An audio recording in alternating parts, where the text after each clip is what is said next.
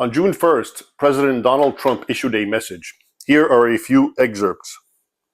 Quote, "Today I joined the Coptic Orthodox Christian community in observing Global Coptic Day. Tracing its roots to St. Mark, the apostle of Jesus Christ and evangelist who brought the Christian faith to Egypt in the 1st century, the Coptic Church has been a beacon of Christendom in Africa for nearly 2,000 years. The Coptic community has left an indelible mark on the hearts of millions of Christians, most evidently seen in their timeless contributions to Christian theology and culture. This Global Coptic Day, we also pause to reflect upon the vicious and ongoing persecution of Coptic Orthodox Christians in Africa and across the Middle East. In 2015, 21 Coptic construction workers were brutally executed by ISIS terrorists in Libya. Like persecuted Christians all around the world, these heroic martyrs refused to renounce their faith. They exemplified their sacrificial love and steadfast devotion to God, even in the face of certain death. The Copts' persistence amid relentless persecution is a living testament to their unbreakable resolve and fearless dedication to spreading the gospel of Jesus Christ."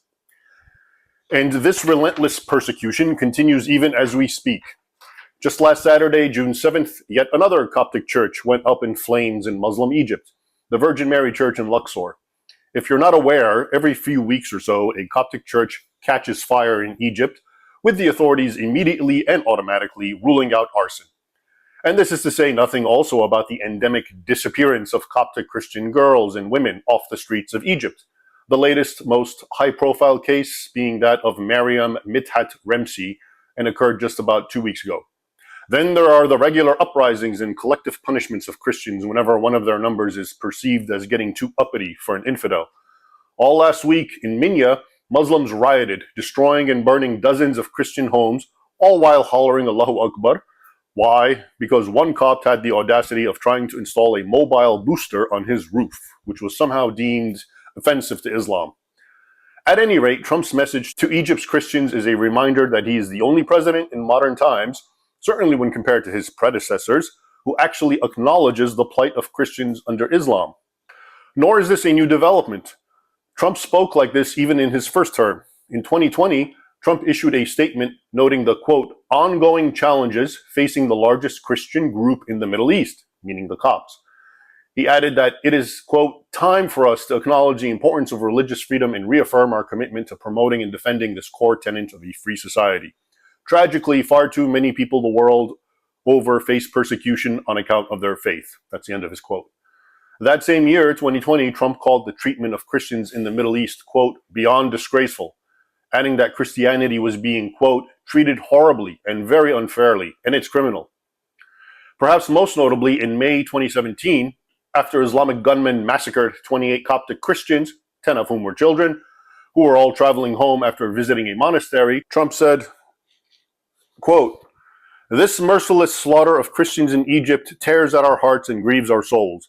America makes clear to its friends, allies, and partners that the treasured and historic Christian communities of the Middle East must be defended and protected. The bloodletting of Christians must end, and all who aid their killers must be punished. Now, it may be argued that all that Trump is really doing is speaking some words.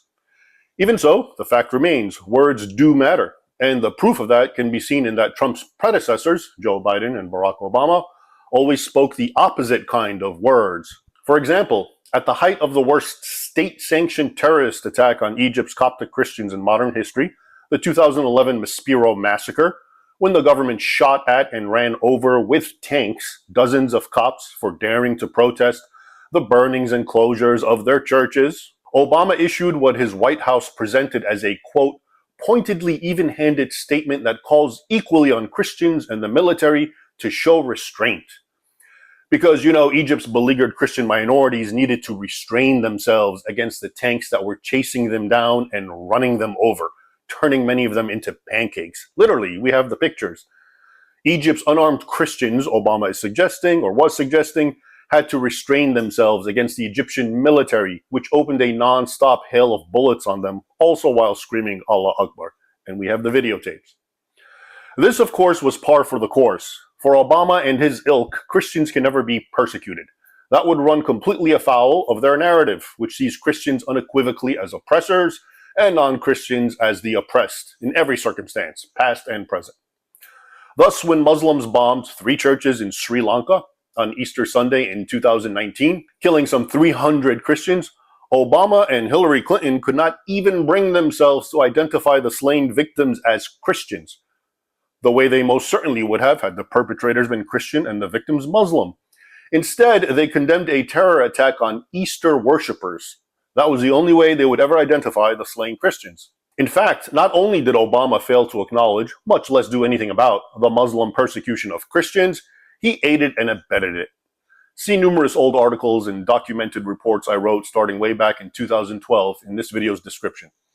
In other words, there is a reason that Donald Trump has repeatedly asserted that, quote, President Obama is the founder of ISIS. But it is perhaps in the context of Nigeria, where a bona fide genocide of Christians has been taking place since the year Obama first entered the White House, that the differences between Obama and Biden on the one hand, and Trump on the other emerge most clearly. Keep in mind that on average, a Nigerian Christian is killed for his or her faith every 2 hours.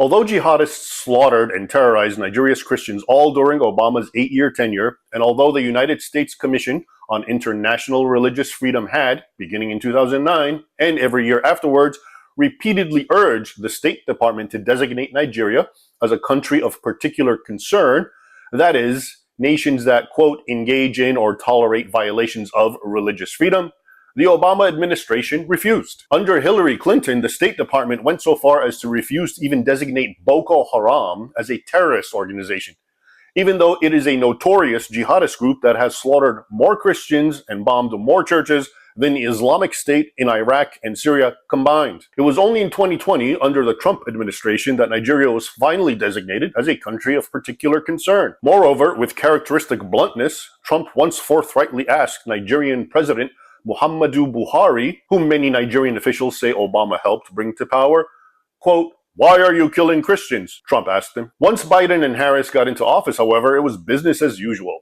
In 2021, the State Department, under Anthony Blinken, went out of its way to remove Nigeria from the countries of particular concern list. At the time, many observers responded by slamming the Biden administration. As one human rights lawyer, Sean Nelson, noted, quote, outcry over the State Department's removal of country of particular concern status for Nigeria's religious freedom violations is entirely warranted. No explanations have been given that could justify this decision. If anything, the situation in Nigeria has grown worse over the last year. Thousands of Christians are targeted, killed, and kidnapped, and the government is simply unwilling to stop these atrocities. Removing country of particular concern status for Nigeria will only embolden the increasingly authoritarian government there. In short, at a time when lies from the highest places are everywhere, suffocating the truth, yes, words, such as Donald Trump's words about Christian persecution, do matter, and are a first necessary step to addressing any problem.